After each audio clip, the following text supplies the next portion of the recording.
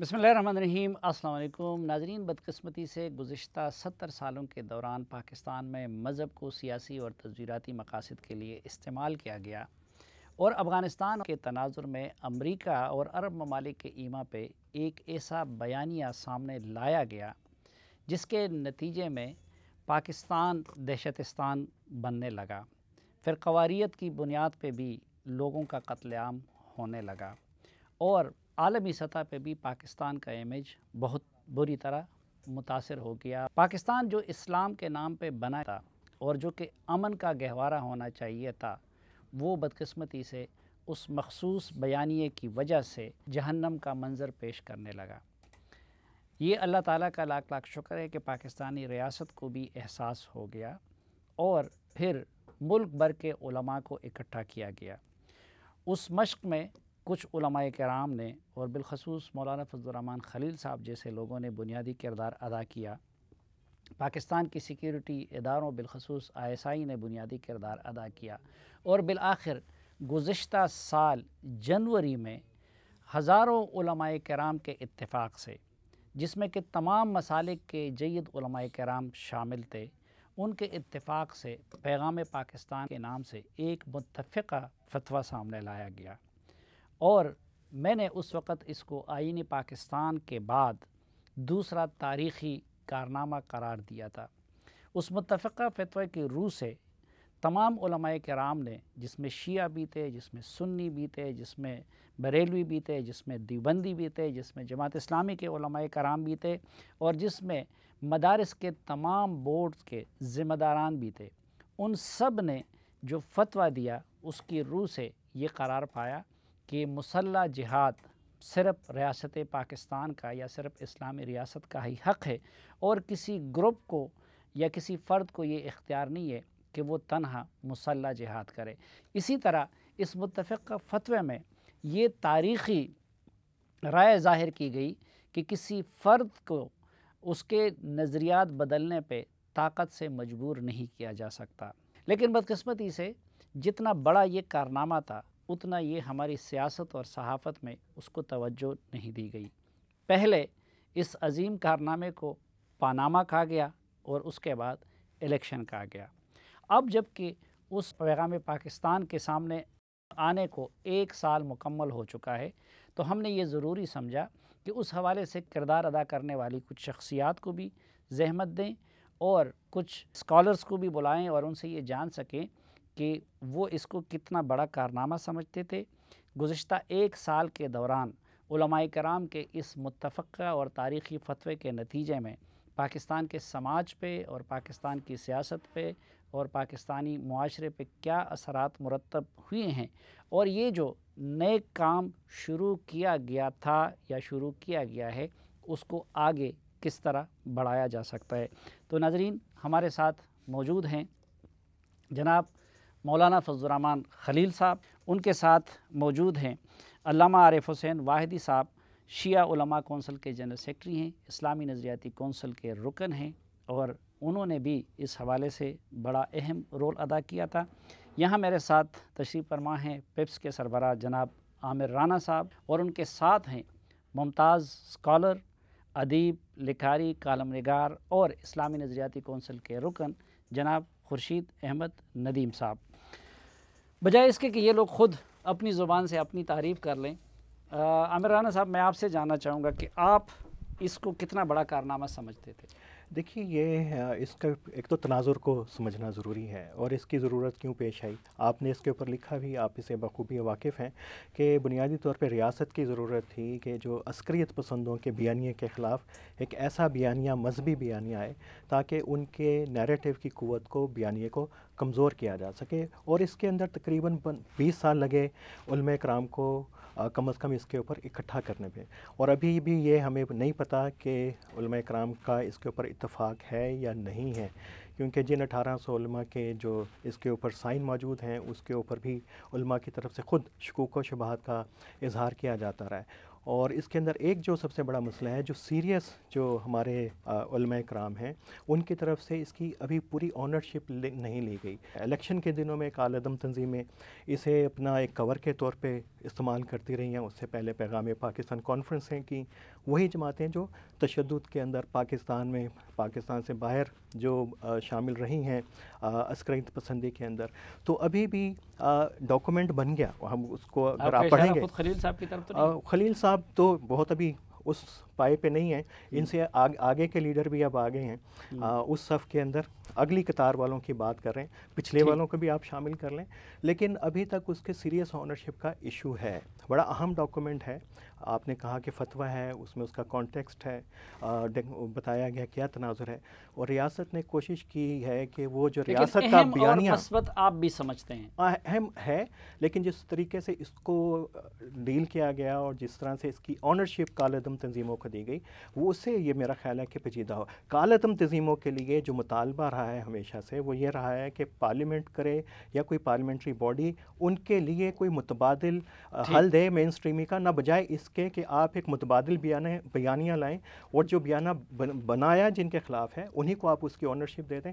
میرا خیال ہے کہ جو سب سے بڑا کرٹیسزم ہے اور جو ہمارے جو سنجیدہ علماء کرام اس کی آنرشپ نہیں لے رہے، اس کی ایک وجہ یہ بھی ہے. جی مولانا فضل الرحمان خلیل صاحب، ایک تو انہوں نے جو یہ فرمایا کہ شاید کچھ علماء اب اس کی اونرشپ نہیں لے رہے ہیں. جہاں تک اس بات کا تعلق ہے کہ جی علماء اس حوالے سے کوئی اس کی اونرشپ نہیں کر رہے یا نہیں لے رہے، میں سمجھتا ہوں کہ 1800 نے فتویٰ دے کر پھر اس کے بعد اس کے اندر اتنا اضافہ ہوا کہ وہ تعداد 5000 علماء تک پہنچی، اور میں نہیں سمجھتا ہوں یعنی اس دوران بھی مزید لوگ دستخط کرتے رہے اور 5000 تک اس کی تعداد پہنچ گئی.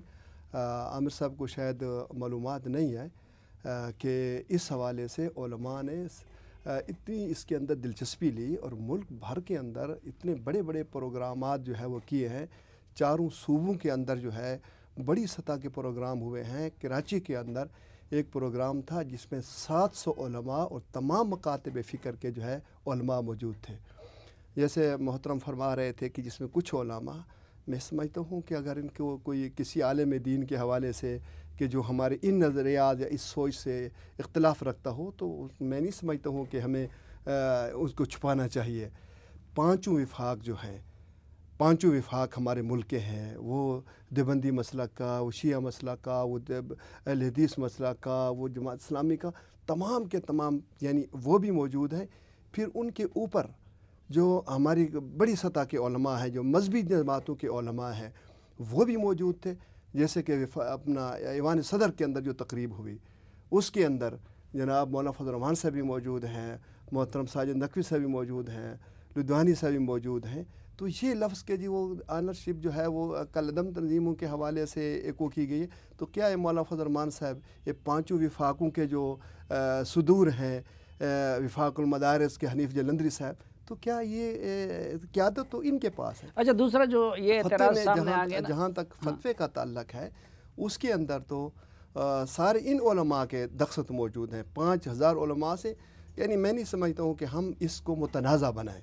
یہ پاکستان کا متفقہ طور پر تمام مسائل کا، تمام جو ہے نا مکاتب فکر کا ایک متفقہ بیانیہ ہے. اس کے اندر کسی قسم کی کالعدم یہ، اور پھر میں سمجھتا ہوں کہ اچھا کام یعنی یہ ہمارے زبانوں پر چڑھ گیا ہے. یہ کالعدم آپ کسی کو جرم کی بنیاد کے اوپر، کیا حکمت یار نے 30 سال جنگ لڑ کر اسے امریکہ نے کالعدم نہیں قرار دیا کہ آج وہ پارلیمنٹ میں بیٹھا ہوا ہے؟ کیا برہان الدین ربانی، کیا عبدالرب رسول سیاف، کیا انڈیا کی پارلیمنٹ کے اپنا کشمیر کی پارلیمنٹ کے اندر وہ جہادی وہاں نہیں ہے؟ ہمیں یہاں تکلیف ہوتی ہے کہ یہ لوگ قومی دھارے میں کیوں آئے، یہ کیوں نہیں ملک کے خلاف جو ہے نا. اچھا ہم ذرا علامہ واحدی صاحب کو بھی شامل کرتے ہیں. ایک یہ جو اعتراض کیا جا رہا ہے کہ بھئی وہی لوگ جنہوں نے پہلے اس جہادی بیانیے کو، اس تکفیری بیانیے کو فروغ دیا تھا، جو اس کے سرخیل تھے، جو اس میں کردار رہے تھے، خود انہی کو اس معاملے میں بھی سرخیل بنا دیا گیا. یہ کوئی ایک عجیب سا تضاد نہیں ہے کہ اس کی بجائے اگر پارلیمنٹ سے یا مین سٹریم سیاستدانوں سے یہ کام کروایا جاتا تو بہتر نہ ہوتا؟ میں سب سے پہلے جو آپ نے فرمایا تھا کہ آئین پاکستان کے بعد سب سے زیادہ متفقہ دستاویز یہ پیام پاکستان بیانیہ ہے، اور گزشتہ 35-40 سال سے آپ دیکھ رہے ہیں اس ملک کے ساتھ کیا کھیل کھیلا جا رہا تھا. متہم کیا جا رہا تھا علماء کو، مذہبی قوتوں کو، مسالک کو، میں سمجھتا ہوں کہ یہ جو بیانیہ آیا اس پہ سب سے پہلے جو مل کر بیٹھے وہ پانچوں وفاق تھے، پانچوں وفاق مل کر بیٹھے، باقی کوئی شامل نہیں تھا۔ انہوں نے ادارہ تحقیقات اسلامی یونیورسٹی میں بیٹھ کر کافی ٹائم لگایا اس پہ، اور ایک فتویٰ پہلے ترتیب دیا۔ اس فتوے پہ آپ دیکھیں کہ بزرگ علماء کے دستخط ہیں، مفتی تقی عثمانی صاحب ہیں، ہمارے آیت اللہ حافظ ریاض حسین نجفی صاحب ہیں، اور دیگر مسالک کے اس طرح جید علماء کرام، ہر مسلک کے جید علماء کرام نے وہ فتویٰ دیا، اور پھر 22 نکات کا جو اعلامیہ تھا، یہ فتویٰ اور وہ 22 نکاتی اعلامیہ، یہ دو مل کر پیغام پاکستان بیانیہ بنا۔ تو میں سمجھتا ہوں اس میں فقط اگر کوئی آگے ظاہر ہے، اس میں کوشش یہ تھی، یہ جو اس میں شامل کیا گیا کہ کسی کی تکفیر کوئی نہیں کر سکتا، کسی کو غیر مسلم کوئی نہیں کہہ سکتا، کہ کوئی خودکش حملوں کا جواز نہیں ہے بلکہ جرم ہے پاکستان میں۔ اور دنیا میں جو بدنامی ہو رہی تھی پاکستان کی، دنیا کے انویسٹر نہیں آ رہے تھے، دنیا میں یہ کھیلوں کے میدان خالی ہو گئے تھے، پاکستان میں نہیں آ رہی تھی ٹیمیں، فقط اس دہشت گردی اور یہ جو انتہا پسندی اور شدت پسندی تھی۔ میں سمجھتا ہوں دنیا کو ایک اچھا پیغام گیا ہے اس سے، تمام مسالک کے جید علماء کرام، اس وقت 1800 علماء کرام تھے، اب مولانا صاحب 5000 کہہ رہے ہیں، لیکن میری جو معلومات ہیں اس میں 7000 سے اوپر علماء اس وقت دستخط کر چکے ہیں، اور تمام مسالک کے جید علماء کرام آپ دیکھ لیں، بریلوی حضرات، دیوبندی حضرات، شیعہ حضرات، تمام جید علماء، جیسے عامر صاحب فرما رہے ہیں، میں سمجھتا ہوں میرے سامنے اس وقت کوئی نہیں ہے جو اس فتوے اور بیانیے کی مخالفت کرے۔ ہاں میں یہ کہوں گا کہ وہ جو بک چھپی ہے، ان کے علاوہ جو اس کے مقدمات ہیں یا اضافی چیزیں جو ڈالی گئی ہیں، ہو سکتا ہے اس پہ علماء کے اختلاف ہیں، اور میں خود جانتا ہوں، بڑی بڑی میٹنگوں میں شریک رہا ہوں، اس پہ بعض لوگ کے تحفظات ہیں، لیکن اصل فتویٰ 9 نکاتی اور 22 نکاتی اعلامیہ جو ہے، اس پہ علماء متفق ہیں۔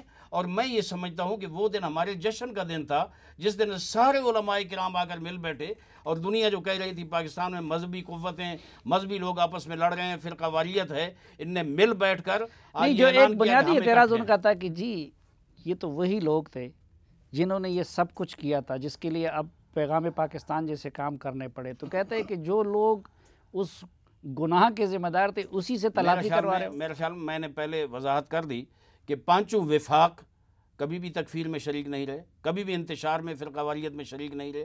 یہ اعلامیہ اور فتویٰ بنایا ہی پانچوں وفاق اتحاد تنظیمات مدارس نے بنایا ہے، اور اس کے بعد تمام جید علماء کرام اس پہ دستخط بھی ہیں، اور انہوں نے جناب اسے ایکسیپٹ بھی کیا ہے، اور پروگرام پہ بھی آئے ہیں، اور اس کے بعد کراچی میں، کوئٹہ میں، لاہور میں، ہر جگہ، پشاور میں پروگرام ہوئے ہیں، اور ہر صوبے کے علماء اپنے اپنے صوبے میں اس میں شریک ہوئے ہیں، ماشاءاللہ بھرپور۔ خورشید ندیم صاحب، آپ ان لوگوں میں شامل ہیں کہ جو عرصہ دراز سے، کہ جب باقی لوگ اس دوسرے جہادی اور تکفیری بیانیے کو فروغ دے رہے تھے، تو آپ اور آپ جیسے کچھ اور لوگ یہی بیانیہ جو کہ اس وقت پیغام پاکستان میں آیا ہوا ہے، اس کے لیے لکھ رہے تھے، بول رہے تھے، سفر ہو رہے تھے، تو آپ جیسے لوگ اب اس بیانیے کو کتنی بڑی اچیومنٹ سمجھتے ہیں اور اس کو کس نظر سے دیکھتے ہیں؟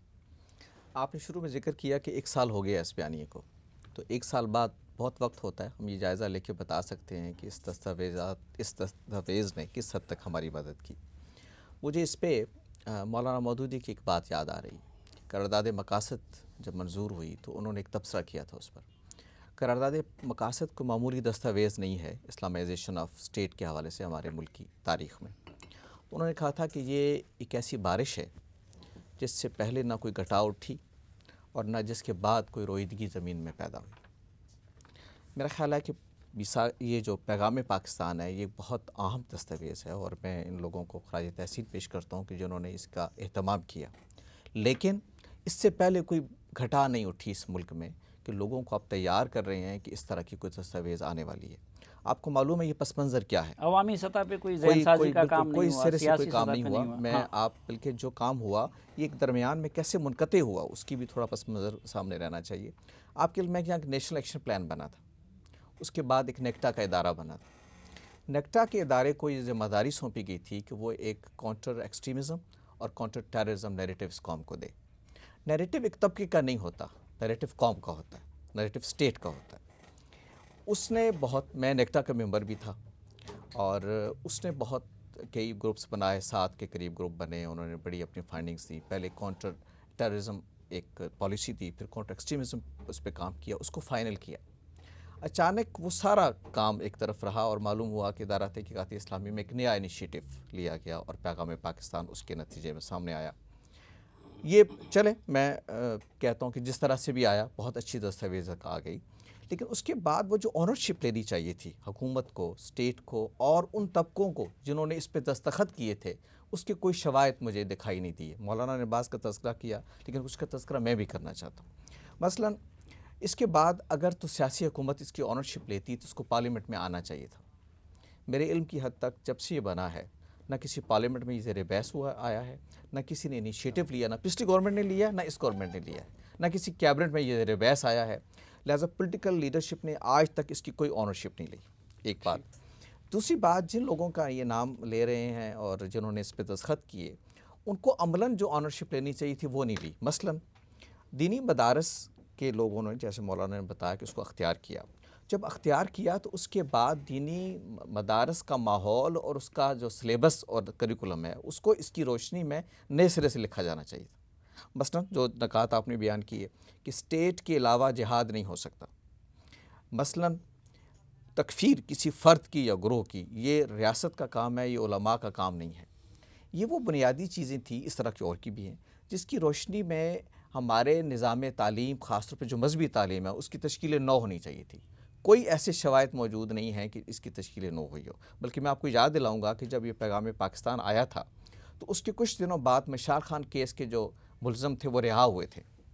उनका जिस वालहाना अंदाज में उन्हीं लोगों ने इस्तकबाल किया था जो इस पर दस्तखत करने वाले थे, उससे आप अंदाज़ा कर सकते हैं कि अमलन ऑनरशिप जो है वो पैदा नहीं हुई। उसका नतीजा ये हुआ, मैं अब मीडिया की बात आपसे करता हूँ। किसके आने के बाद 1 महीने बाद मैंने मीडिया के दोस्तों को लाहौर में जमा किया और उसमें बड़े बड़े लोग थे और मैंने उनसे कहा कि ये पैगाम पाकिस्तान आया है, मीडिया इसको ऑन करे, इसको लेके चले। मैं आपसे सच कहता हूँ कि 25-30 नामवर लोगों का वो मजमा था। उसमें से किसी एक आदमी ने न तो पैगाम पाकिस्तान पढ़ा था, न किसी ने उस तक पहुँचाया था उन तक, और न किसी ने मीडिया से कहा था कि इसको कंपेन बनाए। और अब यह 1 साल की आपने बात की, चंद रोज़ पहले मैं लाहौर में था पिछले हफ्ते, फिर मैंने उन्हीं लोगों को जमा किया और फिर मैंने उनसे कहा कि ये अपने सवादीद पे ज़ाहिर है कि ये सारे काम करने हैं कि सोसाइटी को बदलना है पैगाम पाकिस्तान की रोशनी में। बयानी का मतलब ये है कि ये एक सोसाइटी के लिए लाए अमल तजवीज़ करे। मीडिया को इस पर प्रोग्राम करने चाहिए, मीडिया को उसको इस पर वजू बनाना चाहिए। पूरे 1 साल के अंदर हम तो उस वक्त पनामा के ड्रामे में बिजी थे, उसके बाद फिर आपको पता है इलेक्शन का आ गया। मैं आपको बताऊं, 2-3 कॉलम आपके, 2 कॉलम मेरे, इसके अलावा मुझे आप बताएं 2-3 मेरे भी और 2-3 इनके भी, उसके अलावा मुझे बताएं कि कहीं मीडिया में मेरे 2-3 टीवी प्रोग्राम भी शामिल कर ले जरगा के। अच्छा, तो कहना ये है कि उसकी जो ऑनरशिप होनी चाहिए थी। देखिए बयानिया, पहली बात तो मैं बुनियादी मुझे एक असूली एतराज़ है कि बयानिया सोसाइटी की तरफ से आना चाहिए, ठीक, बयानिया स्टेट की तरफ से नहीं आना चाहिए। पहले हम इसकी सज़ा भुगत रहे हैं कि स्टेट बयानिया देती है, फिर लोगों से कहती है कि अब आप अबाउट टर्न हो जाएं और एक काउंटर बयानी को अख्तियार कर लें। इंसान रोबोट अच्छा, मैं राना साहब की तरफ भी आना, लेकिन पहले खलील साहब से इसका जवाब ले लूँ कि देखें ये सियासी जमातें, ANP, पीपल्स पार्टी, मुस्लिम लीग, ये तो पहले से उलमा से और दीनी तबके से इसी तरह के काम का मुतालबा कर रही थी। इसी तरह मीडिया में भी, जिनको आप लिबरल कहते हैं, लिबरल तबका भी इसका मुतालबा कर रहा था। तो जो खुर्शीद नदीम साहब कह रहे हैं कि बयानिया तो पूरी कौम का होता है, तो जब आप लोग ये इतना अजीम काम कर रहे थे तो उसमें उलमा और मजहबी तबकात के साथ साथ आप लोगों ने सियासी क़ियादत को और जिनको लिबरल कहते हैं उनको साथ क्यों नहीं लिया? इस पे तो वो सब खुश होते हैं, आपको शाबाश देते हैं। ये सिविल सोसाइटी जिनको कहते हैं, या सिविल सोसाइटी जिसको जो इब्तदाई तौर पर हमें इसकी ज़रूरत महसूस हुई वो ये थी कि पहले दीनी जमातें जो एक दूसरे का यानी सलाम लेना गवारा नहीं करती, जो एक दूसरे को बर्दाश्त करने के लिए तैयार नहीं है, पहले हम उनको तो बिठाएं ना, फिर हम सियासी लोगों की तरफ जाएं। और अल्हम्दुलिल्लाह हमने जो पहला मरहला है वो हमने कंप्लीट कर लिया। आज मुल्क में वो जो 70 साल जिन जो नफ़रतें थीं, जो एक दूसरे के ख़िलाफ़ फतवाबाजी थी, और 1.5 साल में बड़े बड़े प्रोग्राम जलसे हुए हैं। ये पहला मौका है, ये पैगाम पाकिस्तान का किरदार है कि कोई कुफर का जो है ना वो फतवा और किसी जलसे के अंदर काफिर का नारा नहीं लगा। फिर जो उलमा एक दूसरे का सलाम लेना गवारा नहीं करते, मैं समझता हूँ कि आज इकट्ठे बैठे हैं, یہ آپ ندیم صاحب کا یہ سوال بڑا جو درست ہے شہیدی کہ صاحب اور اب ہم- مولانا لدھیانوی صاحب اور آپ لوگ اکٹھے ایک ہیلی کاپٹر میں وزیرستان گئے اور جی۔ ادھر اکٹھے تصویریں اور نمازیں، یہ اسی کا ثمرہ تھا یا میں تو سمجھتا ہوں یہ پیغام پاکستان ہی کا ہی یعنی وہ کارنامہ ہے کہ آج جن کو یعنی میں تو کہتا ہوں اللہ معاف کرے ہمارے سیاستدانوں نے کبھی کوشش نہیں کی.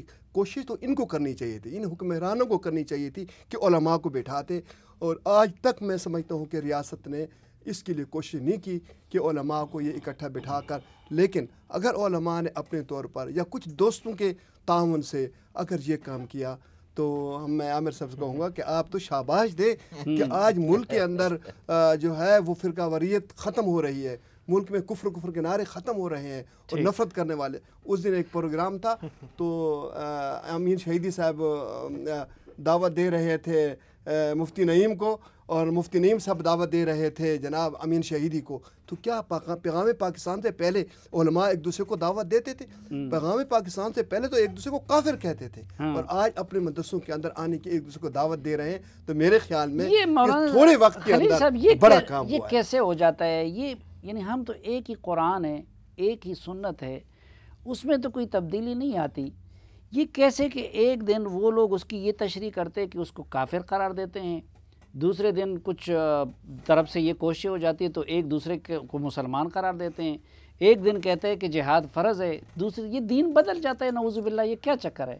دیکھیں جی, دین نہیں بدلتا, یہ اختلافات آج کے نہیں ہیں, یہ فرقے بہت پہلے کے ہیں. یہ تو میرے خیال میں آپ ان سے یہ سوال کرتے جو پیچھے سے جو ہے وہ اس سے چلے آ رہے ہیں. ہم تو اب اس کی فرقہ واریت کو کم کرنے کا سوال ہم سے کریں, اور ہم الحمدللہ ہم اس کو کم کرنے میں کافی حد تک کامیاب ہو گئے. اچھا عامر رانا صاحب, اتنا بڑا کارنامہ تھا, اس کے اتنے مثبت نتائج آ رہے ہیں, آپ جیسے لوگ بھی اب بجائے اس کو اپریشیٹ کریں, اس میں کیڑے نکال رہے ہیں. ہم نے تو اپریشیٹ کیا, اور ہم نے کافی انتظار کے بعد دیکھا کہ اس کے اندر کیا مسائل ہیں. میرا مولانا سب جانتے ہیں کہ یہ محرک کیا تھا سارا. اگر کوئی تبدیلی آئی ہے تو بڑی خوش آئند ہے, اگر کوئی آئی ہے, لیکن ہمیں پتہ ہے کہ بہت سارے بڑے مدارس کے ویب سائٹ کے اوپر ابھی بھی تکفیر کے بھی فتوے موجود ہیں, اپنی جگہ کے اوپر ہیں. ابھی تبدیلی کا 70 سال کا وہ تو نہیں, دیکھیے اس میں ہیٹ اسپیچ کے اوپر بھی کاروائیاں کی ہیں حکومت نے, وہ اس پیغام پاکستان کا اس کے ساتھ کوئی ایسا تعلق نہیں ہے. لیکن جو میں اگر جان کے مان پاؤں تو صرف ایک بات عرض کرنا چاہتا ہوں کہ یہ ایک جن اداروں نے یہاں پہ پورا عسکریت پسندی کسی بھی مقصد کے تحت سرپرستی کی تھی یا ان کے لیے راہ ہموار کی تھی, یہ انہی کی طرف سے ایک کاوش تھی کہ اب انہی کو لوگوں کو سامنے لا کے اور ایک متبادل بیانیہ دیا جائے. ابھی بھی اونرشپ ان کی ہے. اگر آپ دیکھیے تو یہ تو اور بھی اچھی بات نہیں ہے کہ جو لوگ وہ کام کر رہے تھے اس کو ریورس کر رہے ہیں. نہیں بالکل, ہم میں اور آپ تو نہیں کر سکتے تھے نا, بالکل اس کو اپریشیٹ کرنا چاہیے, لیکن اس کے اندر کئی مسائل ہیں. اس کے اندر وہ یہی کام کر رہے تھے. دیکھیے میں آج دعوے سے کہتا ہوں اسلام آباد کے آپ 20 مدارس میں جائیے, وہاں سے صرف 5 طالب علم لیجئے, ان سے پوچھئے پیغام پاکستان کیا ہے. اور پھر میں یہ دعوے سے کہہ رہا ہوں کیونکہ ہم علماء کرام کے ساتھ ہمارے نشستیں رابطے رہتے ہیں, حکومتوں کا کام تھا نا کہ اس آپ کی ابلاغ 50 علماء کرام کو اکٹھا کیجئے اور ان سے پوچھئے کہ انہوں نے آج تک پیغام پاکستان پڑھا کیا ہے. انہیں یہی پوچھ لیا جائے کہ اس کی کنٹینٹ لسٹ کیا ہے. نہیں, وہ تو پھر حکومتوں کا, میرا اور آپ کا کام تھا نا کہ ہم لوگوں تک اس کی ابلاغ کراتے. دیکھیے اس طرح تو کہنے میں تو آپ 10 لاکھ بھی کہہ سکتے ہیں کہ انہوں نے اس کو سائن کی ہے, کہنے میں تو نہیں. کا مسئلہ ہے نا, دیکھیے میں مثلا جدید تعلیم کے ادارے ہیں, آپ کو معلوم ہے کہ ہمارے ہاں جو تنظیمیں رہیں دہشت گردی میں ملوث, ان کو زیادہ ریکروٹمنٹ جدید تعلیمی اداروں سے ہوئی. ان کو جو لوگ ملے وہ یونیورسٹیوں سے ملے, آپ کو معلوم ہے سارے اعداد و شمار ہمارے سامنے ہیں. اس نظام تعلیم کو تبدیل ہونا چاہیے تھا, اس انوائرمنٹ کو تبدیل ہونا چاہیے تھا. یہ کام حکومت کے کرنے کا تھا جس کے پاس تعلیم کا شعبہ ہے, خاص طور پہ صوبائی حکومتوں کے بارے میں. میں یہی کہنا چاہ رہا ہوں کہ یہ وہ بارش تھی جس کے بعد جو رویدگی زمین میں پیدا ہونی چاہیے تھی وہ نہیں ہوئی. لیکن جب آپ لوگ کہتے ہیں کہ بھائی اس کا ابلاغ ہونا چاہیے, تعلیمی اداروں تک اس کو پہنچانا چاہیے, سیاست تک ان کو, تو اس کا مطلب یہ کہ آپ لوگ اس کو بہت بڑی چیز سمجھتے ہیں نا. نہیں, اس میں شک نہیں ہے. دیکھیے میں آپ سے عرض کروں کہ وہ باتیں جیسے آپ نے ذکر بھی کیا کہ وہ ہم جیسے لوگ کہتے تھے اور متون ہوتے تھے سوسائٹی میں, اس کو اب لوگوں نے قبول کر لیا. یعنی یہ بات کہ تکفیر جو ہے وہ اب ہر گلی بازار میں نہیں ہونی چاہیے, یا یہ بات کہ جہاد جو ہے یہ ایک ایسی سرگرمی ہے جس کے لیے لوگوں کو اب جان دیتے بھی ہیں, جان لیتے بھی ہیں, یہ ریاست کی اجازت کے بغیر نہیں ہونی چاہیے. یہ بات تو ظاہر ہے اب مان لی گئی, ریاست نے بھی مان لی اور اس کے بعد ان لوگوں نے بھی مان لی. میں یہ کہتا ہوں کہ یہ ماننے کا مطلب کیا ہے؟ ماننے کا مطلب یہ ہے کہ اب جو لوگ آپ کے زیر تربیت ہیں, آپ ان کو یہ سکھائیں، یہ بات ان تک پہنچائیں کہ فرقہ واریت کیا ہوتی ہے لوگوں کے ساتھ. یہ اس وقت تک ممکن نہیں ہوگا جب تک دینی مدارس کے تعلیمی نظام کے اندر تبدیلی نہیں آئے گی. لیکن سمبولیکلی بھی جب اس طرح کے اقدامات ہوتے ہیں، مثلا پہلے ان تعلیمی اداروں کے بچوں نے دیکھا کہ جی ایک ہی صف میں شہیدی صاحب بھی بیٹھے ہیں، لدھیانوی صاحب بھی بیٹھے ہیں، فضل الرحمن خلیل صاحب بھی بیٹھے ہوئے ہیں، علامہ صاحب بھی بیٹھے ہوئے ہیں، مولانا فضل الرحمن بھی بیٹھے ہوئے ہیں، اور وہ یہ بات کر رہے ہیں کہ بھائی کسی کو کافر قرار دینا صرف ریاست کا اختیار ہے. وہ یہ بات کر رہے ہیں کہ بھائی جہاد صرف ریاست کا اختیار ہے. تو یا پھر وہ ایک ہیلی کاپٹر میں بیٹھ کے اگر لدھیانوی صاحب اور شہیدی صاحب جاتے ہیں، اکٹھے نماز پڑھتے ہیں، تو میرے خیال میں فرقہ واریت کے خلاف اس سے بڑا سمبولک میسج اور کیا ہو سکتا ہے؟ دیکھیے میں آپ کو بتاؤں کہ یہ پہلی دفعہ پیغام پاکستان کے بعد نہیں ہوا. مثلا متحدہ مجلس عمل آپ کو پتہ ہے کب بنی تھی؟ ان کی کے پی میں گورنمنٹ رہی اور یہ سب لوگ ساتھ تھے. ایک ہی ملی یکجہتی کونسل اس سے پہلے بنی تھی. اچھا میں اس سے بھی پیچھے چلا جاتا ہوں. جو علماء کے 22 نکات آئے تھے، علماء کے 22 نکات تو آئے تھے بہت 1950-51 میں آئے تھے پہلے علماء کے 22 نکات. تو یہ کوئی پہلی دفعہ نہیں ہو رہا، کوئی اجنبی چیز نہیں ہے ہمارے لیے کہ ہم لوگوں کو دیکھتے ہیں کہ ایک پلیٹ فارم پہ کھڑے ہیں. لیکن ہم دیکھتے کیا ہیں؟ ہم یہ دیکھتے ہیں کہ کبھی ضرورت پڑتی ہے تو ایک پلیٹ فارم پہ کھڑے ہو جاتے ہیں، جب نہیں پڑتی تو پھر الگ الگ ہو کے اپنے اپنے. دیکھیے میں مجھے اجازت دیجیے ایک بات، بس میں یہ کہتا ہوں کہ اگر یہ سب ایسا ہے تو یہ کیوں ہے کہ پاکستان کے دینی مدارس مسلک کی بنیاد پر قائم ہیں؟ یہ دین کے اور دینی علم کی بنیاد پر کیوں قائم نہیں ہوتے؟ یہ کیوں ہے کہ وفاق المدارس کا طالب علم تنظیم المدارس کے ہاں امتحان میں نہیں بیٹھ سکتا؟ یہ کیوں ہے ابھی تک؟ جی علامہ صاحب، میں ان کی بات کی تائید کرتا ہوں. اسلام جو اللہ کی طرف سے نازل ہوا ہے، 1,24,000 پیغمبر آئے ہیں، آسمانی کتب آئے ہیں، قرآن مجید ہے، اس میں کسی فرقے کا تصور ہی نہیں ہے. وہ تو جیسے اللہ قرآن میں ارشاد فرماتا ہے لِتَعَارَفُوا وَإِلَّا إِنَّ أَكْرَمَكُمْ عِندَ اللَّهِ أَتْقَاكُمْ. یہ جو فرقے، یہ جو قبائل بنے، یہ سارے یہ تعارف کے لیے ہیں. میں یہ سمجھتا ہوں فقہی حوالے سے، میں عرض کروں فقہی حوالے سے من قبل وفی ھذا مسلمان نام رکھا ہے. فقہی حوالے سے اختلاف نظر اپنی جگہ پر، اصل تو فقہ میں اختلاف ہے الگ. لیکن یہ جو اب بن گئی ہیں پاکستان میں اور دنیا میں، صرف پاکستان میں نہیں ہے، پوری دنیا میں اس وقت ہر فقہ نے اپنی اپنی الگ مسجد اور مدرسہ بنایا ہوا ہے. اور یہ سلسلہ میں سمجھتا ہوں کہ اگر ہم سوچیں کہ اس کو ختم کر سکیں تو یہ اب میرے خیال میں ناممکن ہے. لیکن اس بات سے میں قطعاً اتفاق نہیں کرتا کہ اس بیانیے سے پہلے علماء کرام آپس میں اکٹھے نہیں تھے. میں سمجھتا ہوں 1995 میں جیسے انہوں نے فرمایا ملی یکجہتی کونسل بنی، جس میں تمام مسالک کے جید علماء، آپ ایک ایک کے نام گنے، سب اس میں موجود تھے. اب بھی ملی یکجہتی کونسل چل رہی ہے، سب مسالے کے لوگ ہیں. علماء کا کردار ہے اس ملک میں. یہ جو فرقہ واریت چلی تھی کچھ عناصر کی طرف سے، اور تکفیر کے نعرے اور انتہا پسندی اور دہشت گردی، میں سمجھتا ہوں یہ ملک کے لیے ایک ناسور کی حیثیت رکھتا تھا. لیکن اب اگر حالات بہتر ہو رہے ہیں تو میں سمجھتا ہوں ہمیں ان کو اپریشیٹ کرنا چاہیے. لیکن یہ بھی ریاست کی ذمہ داری ہے کہ جن لوگوں نے ملک کے حالات خراب کیے، دہشت گردی میں ہزاروں جانیں ضائع ہوئیں، 100 لاشیں اکٹھی پڑی تھیں، بسوں سے اتار کر لوگ کو مارا گیا اور قتل عام کیا گیا. میں سمجھتا ہوں ان مجرموں کے ساتھ کیا سلوک ہو یہ بھی قوم کو بتانا چاہیے. لیکن علامہ صاحب یہی چیز ہے کہ کچھ لوگ اعتراض یہ کرتے ہیں کہ یہ تو میر کی سادگی ہے کہ جن لوگوں نے وہی کام کروائے تھے، فرقہ واریت پھیلائی تھی، جہاد کے نام پہ اور قتال کے نام پہ گلے کٹوائے تھے اور باقی لوگوں کو اس کام پہ مجبور کیا، GTP کے لوگ تھے یا سب کچھ بھی تھے. لوگ کہتے ہیں کہ وہی لوگ تھے جو ایوان صدر میں بیٹھے ہوئے تھے جنہوں نے ان لوگوں کو ان چیزوں کی ترغیب دیتی. تو جو آپ کہہ رہے تو لوگ کہتے ہیں کہ بھائی ان کو تو سزا ملنی چاہیے تھی، اب آپ ان کو انعام و اکرام سے نواز رہے ہیں. میں سمجھتا ہوں یہ ریاست کی ذمہ داری ہے، یہ عدلیہ کی ذمہ داری ہے، یہ حکومتوں کی ذمہ داری ہے، اس پہ جانا چاہیے. اس پاکستان میں کوئی مجرم بغیر سزا کے نہیں ہونا چاہیے. میں مجرم ہوں، آپ ہیں، مولانا ہیں، کوئی اور ہے. اب مجرموں کو سزا دینا قرآن کا قانون ہے، حدیث پیغمبر ہے اور اسلامی نظام کا حصہ ہے. اگر وہ نہیں ہوگی تو عدل قائم نہیں ہوگا، اتحاد و وحدت کی فضا. ایک آخری سوال پھر، چونکہ خلیل صاحب کے لیے بہت سارے سوالات جمع ہو گئے، کہ پہلے علماء کے 22 نکات بھی تھے، ملی یکجہتی کونسل بھی تھی، متحدہ مجلس عمل بھی بنا تھا، آپ سب اس کا خود آپ نے ذکر کیا. تو پھر میری طرح آپ بھی اس کو آئینی پاکستان کے بعد دوسرا بڑا کارنامہ کیوں سمجھتے ہیں؟ میں سمجھتا ہوں جو ملک میں حالات رہے اور اس میں صرف اندرون ملک کی سازشیں نہیں تھیں، بیرون ملک سے بھی سازشیں تھیں. اور یہ صرف دیکھیں جس وقت ہم اکٹھے تھے، ہم سب اکٹھے تھے، اس وقت ہم نے پاکستان بنا لیا تھا. اور اب جو یہ حالات بنے، اختلافات پھیلائے گئے، لڑانے کی کوشش کی گئی. میں سمجھتا ہوں کوشش کی گئی، اس حد تک کامیاب نہیں ہو سکے.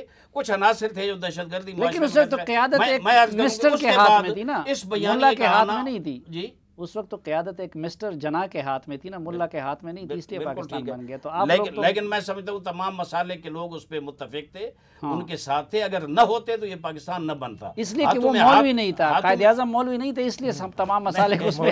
اب بھی تو حکمران مولوی نہیں ہے نا جی، اب بھی تو ریاست ہو یا حکمران ہو، اب بھی مولوی نہیں ہے. سمجھے یہ جو غلط پروپیگنڈا تھا کہ یہ جناب مولوی شاید آپس میں لڑتے ہیں، ہم نے اس کو یہ ثابت کیا کہ یہ جناب یہ غلط ہے. ہم تو اکٹھے بیٹھے ہیں جناب، تمام مسالے کے جید علماء تمام مسالے کے اکٹھے بیٹھے ہیں ایک پلیٹ فارم پہ، اور انشاءاللہ رہیں گے ایک پلیٹ فارم. اچھا جی ناظرین، مولانا فضل الرحمان خلیل صاحب بڑے غصے میں نظر آ رہے ہیں، ان کے لیے بہت سارے سوالات جمع ہو گئے ہیں، انہوں نے پانی بھی پی لیا ہے، ان سے ان سب سوالوں کے جواب لینے. جی مولانا فضل الرحمان خلیل صاحب، جو آپ کے لیے سوالات جمع ہوئی ہیں ان کا جواب شروع کر دیجیے. فرمائیے جی. دیکھیں جی، جہاں تک اس بیانیے کا تعلق ہے، میں سمجھتا ہوں کہ تھوڑے وقت کے اندر اس کا جو اثر ہوا ہے معاشرے کے اندر وہ بہت زیادہ ہے، اور نفرتیں کم ہوئی ہیں، محبتیں بڑھی ہیں، فرقہ واریت کے بت جو تھے وہ ٹوٹ گئے ہیں.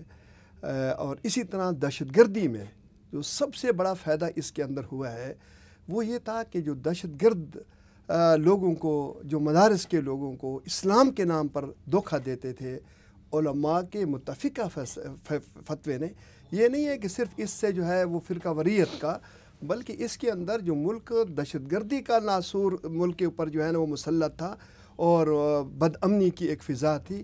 آج میں اچھی طرح اس بات کو جانتا ہوں کہ ان لوگوں کو وہ خود کچھ بمبار نہیں مل رہے جن کو جنت کا راستہ دکھاتے تھے.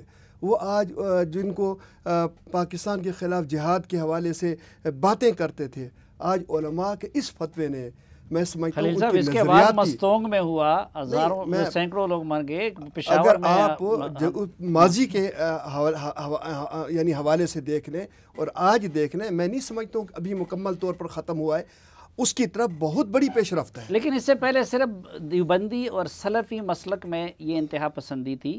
ہم نے دیکھا کہ اس فتویٰ کے آنے کے بعد بریلوی مسلک کے خادم حسین رضوی صاحب ادھر آئے، اتنے فتوے لگائے، اتنا سب کچھ کیا.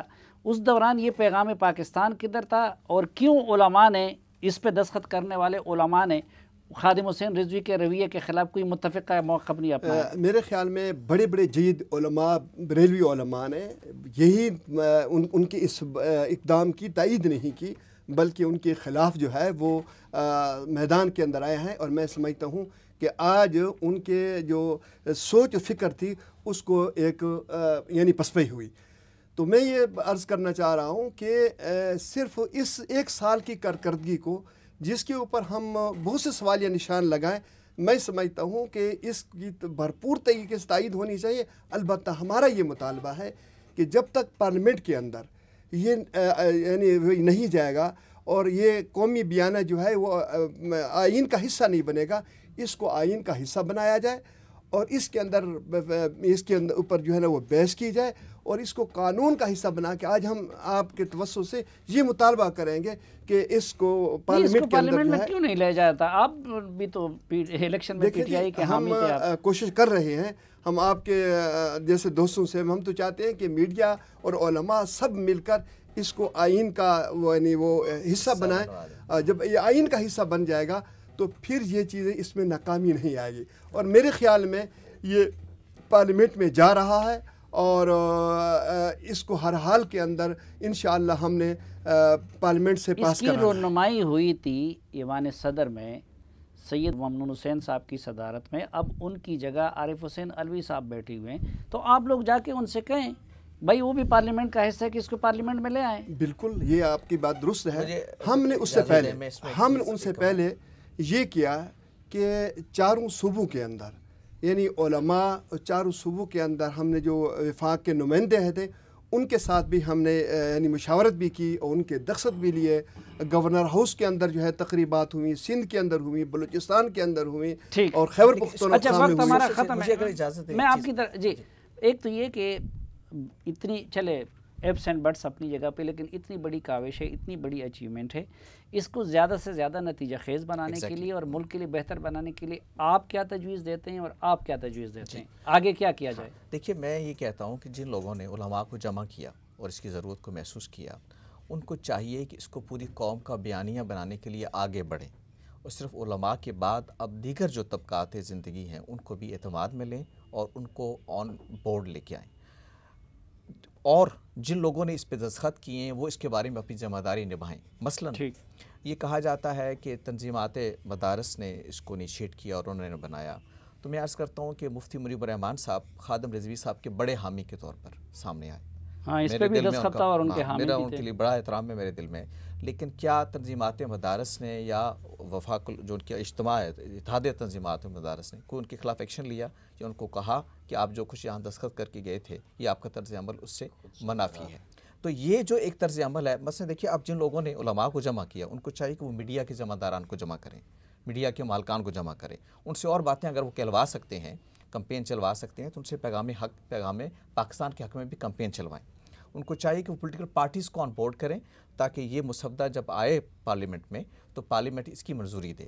ان کو چاہیے کہ سول سوسائٹی کے لوگوں کو اعتماد ملے، ان کو چاہیے کہ منارٹیز کے لوگوں کو اعتماد ملے، سارے طبقات زندگی ہیں ان کو اعتماد ملیں تاکہ پوری قوم کی اونرشپ پیدا ہو۔ اور اگلی بات یہ کہ قوم کے مختلف طبقات کو جو اپنے طرز عمل میں تبدیلی لانی چاہیے، آپ کے ایجوکیشن سسٹم میں، آپ کے دینی تعلیم کے نظام میں، اس میں وہ تبدیلی ریفلیکٹ ہوتی نظر آئے تاکہ یہ ایک پوری قوم کا شعوری بیانیہ بن سکے۔ آخری سوال جی، خورشید ندیم صاحب کہہ رہے ہیں کہ جو ہمارے مدارس کا نصاب ہے، ایون ہمارے اسکولوں کا نصاب ہے، وہ پہلے والا جو بیانیہ ہے، جو جہاد، قتال، تکبیر کا، جس کو پچھلے 50 سال میں آپ اور ہم عام کرتے رہے، کہتے ہیں وہ اس پہ مبنی ہے، تو کیا اس کے تناظر میں آپ لوگوں نے مدارس سے نصاب کی تبدیلی کی بات کی ہے؟ دیکھیں بالکل کی ہے، اور انشاءاللہ یہ مدارس کے نصاب کا حصہ بنے گا، یہ سکول اور کالج کے نصاب کا حصہ بنے گا، اور یہ انشاءاللہ میں سمجھتا ہوں کہ پاکستان کے بچے تک، پاکستان کے ہر فرد تک جائے گا۔ لیکن میں اتنی گزارش کرتا ہوں کہ امن و امان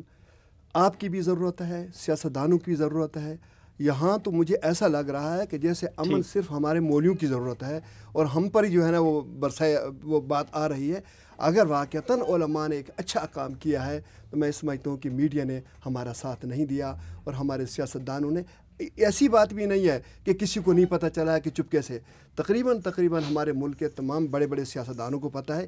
ان کو چاہیے تھا کہ یہ اس کے اوپر بات کرتے، اور میڈیا کو بھی چاہیے تھا کہ اگر آپ کا بھی یہ ملک ہے، آپ کا بھی یعنی حق بنتا ہے امن امان کے حوالے سے، اور اس میں اتنا بڑا کام ہو چکا ہے کہ جس میں سمجھتا ہوں کہ آج آپ کو عملاً نظر آ رہا ہے کہ ملک میں تکفیریت، ملک میں دہشت گردی، ملک میں فرقہ واریت کے خاتمے کی طرف ایک بہت بڑی پیش رفت ہے۔ تو اس پیش رفت کے اندر آپ بھی حصہ ڈالیں تو میں سمجھتا ہوں اور اسلام کہ کے آگے کامیاب ہو احکامات جائیں۔ تو آفاقی ہوتے ہیں، تو اس فتوے کا اطلاق افغانستان پہ بھی ہوگا؟ دیکھیے پہلے تو ہمیں اپنے ملک کو تو سنوار لینا، اپنا ملک ہمارا سنور جاتا ہے۔ نہیں، میں صرف کہ وہاں دین کے احکامات تو پوری دنیا کے لیے ہوتے ہیں نا۔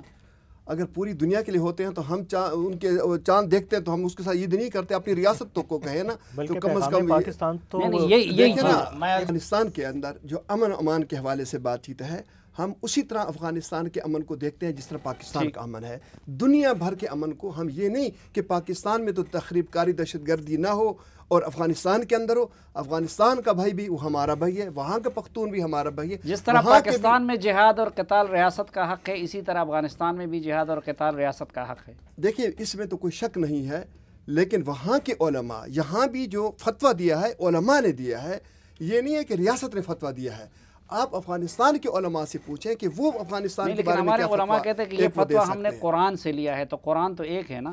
دیکھیے قرآن تو ایک ہے، اس میں تو دو رائے نہیں ہے، لیکن افغانستان کے علماء اپنے حالات کے حوالے سے اور فتوے کے اعتبار سے ان کے جو علماء وہ کیا کہتے ہیں، اس کو بہت بڑی اہمیت حاصل ہے۔ اگر افغانستان کے علماء اپنے ملک کے حوالے سے میں سمجھتا ہوں جو رائے رکھتے ہیں، ہمیں ان کی بھرپور تائید کرنی چاہیے۔ ہماری رائے یہ نہیں ہوگی کہ افغانستان کے علماء تو افغانستان میں ایک فتویٰ دیں اور ہم اس کے خلاف فتویٰ دیں گے، نہیں، افغانستان کے علماء کو جو فتویٰ ہے ہم اس کی بھرپور تائید کرنے کے لیے تیار ہیں، کیونکہ افغانستان کے علماء متفقہ طور پر فتویٰ جو ہے وہ عالمی نہیں بلکہ مقامی نوعیت کا بھی ہو سکتا ہے۔ ابھی جو فتویٰ ہے یہ ہمارے اپنے ملک کے معروضی حالات اور ملک کے حالات کے حوالے سے ہے اور ہمیں اس کو پیغام پاکستان اچھا، اور اس وقت اس کا نام پیغام دنیا نہیں ہے، پیغام پاکستان۔ اچھا، یہ تو نہیں ہوگا کہ جس طرح ابھی 30-40 سال وہ کام کرنے کے بعد اب ہمارے لیے یہ فتویٰ آ گیا کہ خدا نہ خواستہ کچھ سالوں بعد جو ہے پھر فتویٰ آ جائے کہ نہیں اب وہ ساری چیزیں پھر جائز ہو گئی؟ پہلے بھی ایسا نہیں ہے، یہ فتوے اس طرح نہیں ہوتے۔